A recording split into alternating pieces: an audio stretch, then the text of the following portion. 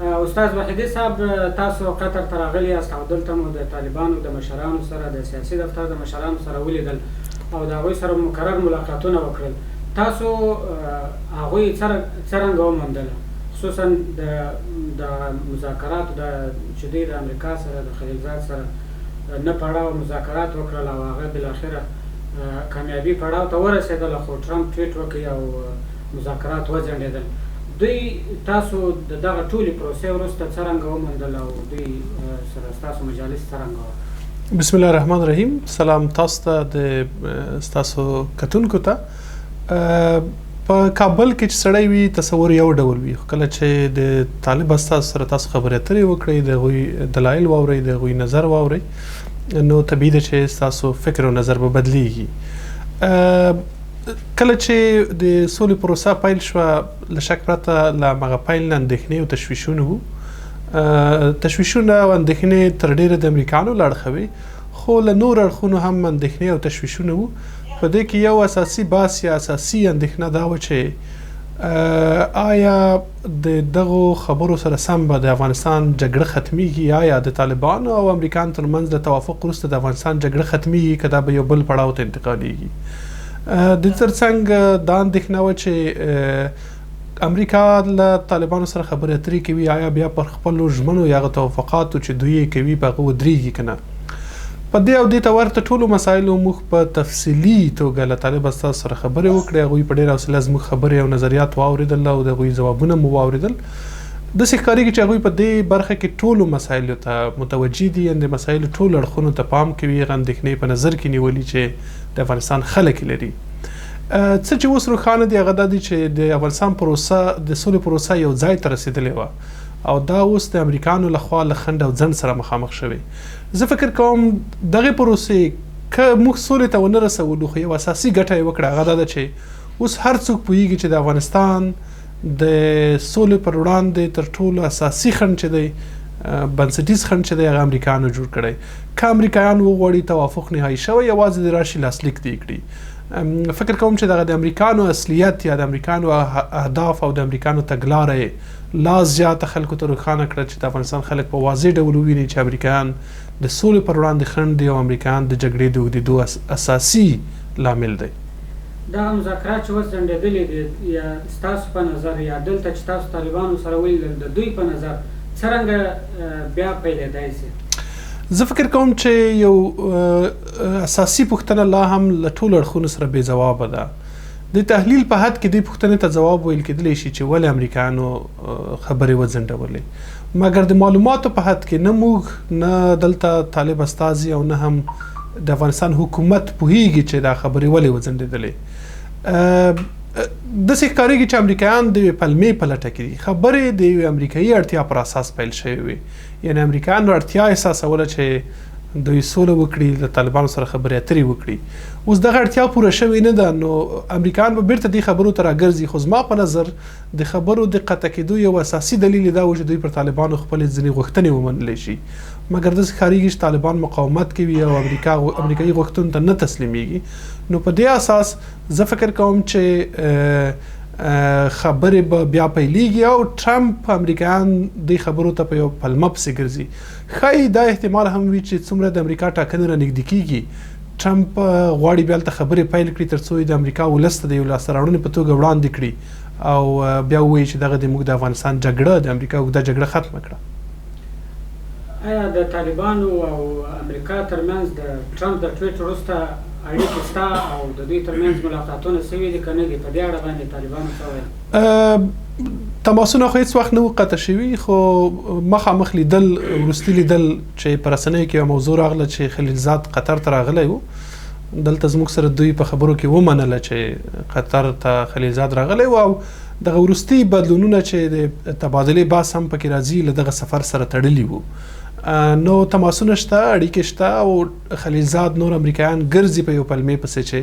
ټرمپ ته یو پلمه برابره کړي تر څو هغه بیا ټویټ وکړي او دا خبرې بیرته له سره پیل شي. او دا د تبادلې خبرونه هم نن سبا ډېر ګرم دي او خلک وایي چې انس حقاني قطر ته رسېدلی دی. په دې اړه باندې تازه معلومات څه دي؟ تاسو پوهېږئ چې د افغانستان حکومت په رسمي ډول ومنله چې انس حقاني، مالي خان او حافظ عبدالرشید خوشي کړي دي. زما د معلومات پر اساس دوی بګرام کې وټاکل شوی و چې قطر ته راشي او دلته بیا د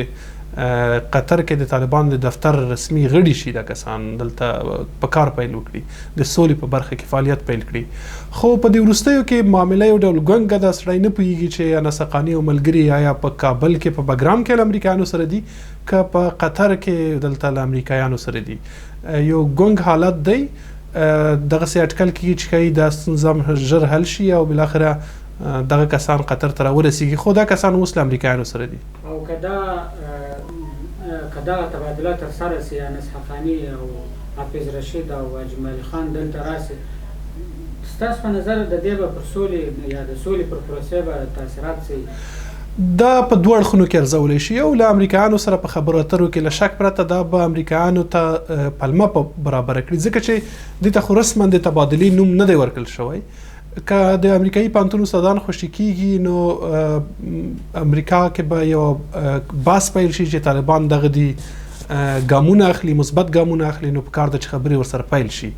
په دې برخه کې به د خبرو په پیل کې له شک پرته دا مرسته وکړي خو په کوردیننه د بین الافغاني خبرو په برخه کې دا مرسته نشي کولی ولې مرسته نشي کولی ځکه چې دغه بندیان د اشرف غني له خوا نه دي خوشي شوي چې اشرف غني د حسن نیت په خاطر یا د اعتماد سازۍ په خاطر د بندیان خوشي کړي وي بلکې د امریکایانو د یو تبادلې یا معاملې پر اساس خوشي کړي که د افغانستان حکومت خپله دا کار کړی وی له خپل اړخه دا ګام اخیستی وی نو له شک پرته اعتماد به هم ایجاد کړی و او دې چارې به مرسته کړې وه چې بین الافغاني خبرو کې هم پرمختګ شوی وی اوس هم لکه چې خپله ولسمشر غني وایي له دوی سره 11,000 بندیان دي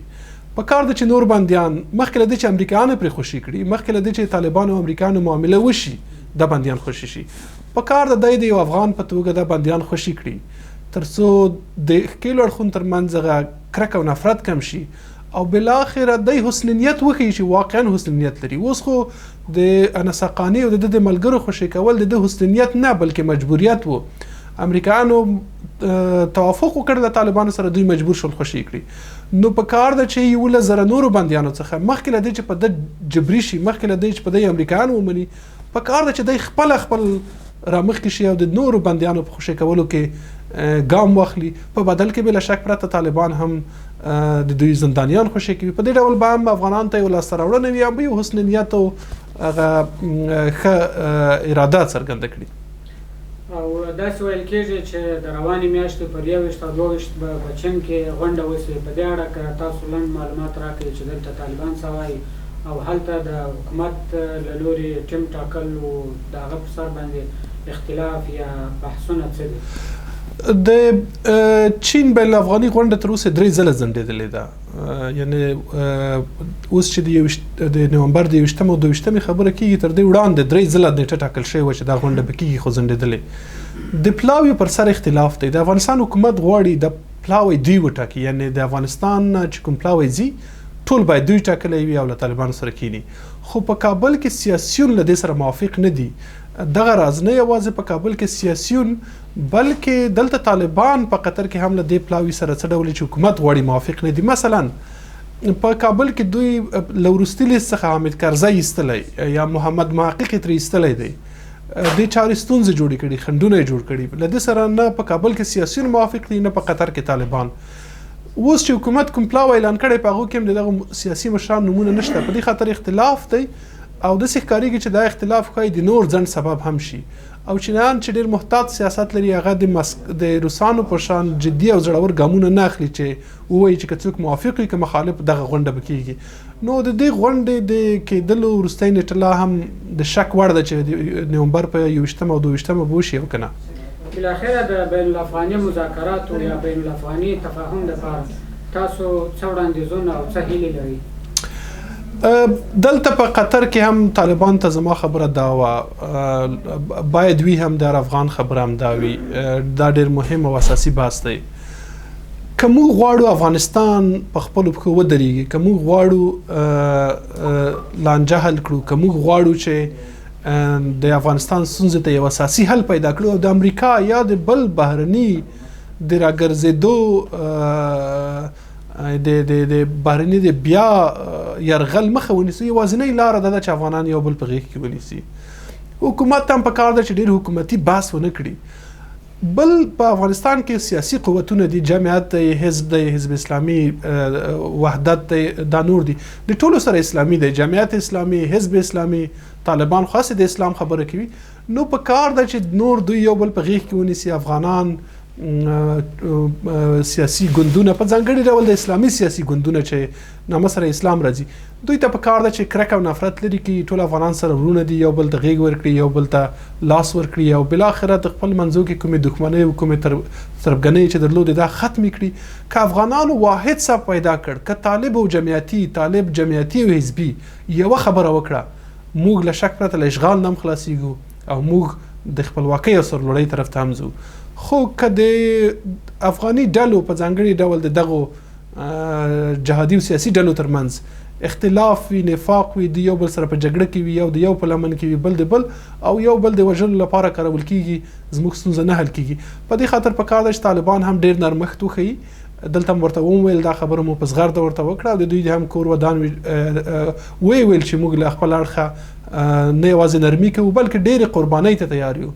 هلته جمعیت حزب اسلامي دوی ته هم په کار ده چې نور هغه فکر چې دوی پخوا درلود هغه ختم کړي. جمعیت او حزب وحدت او دا خلک چې د امریکایانو له خولې به یې خبره کوله یا د هغوی خبره به یې کوله، په کار ده چې نور افغاني خبره وکړي او بالاخره د ستونزې د حل لپاره ګامونه واخلي. ډېره مننه استاد وحیدي صاحب. ډېره مننه تاسو کورونه.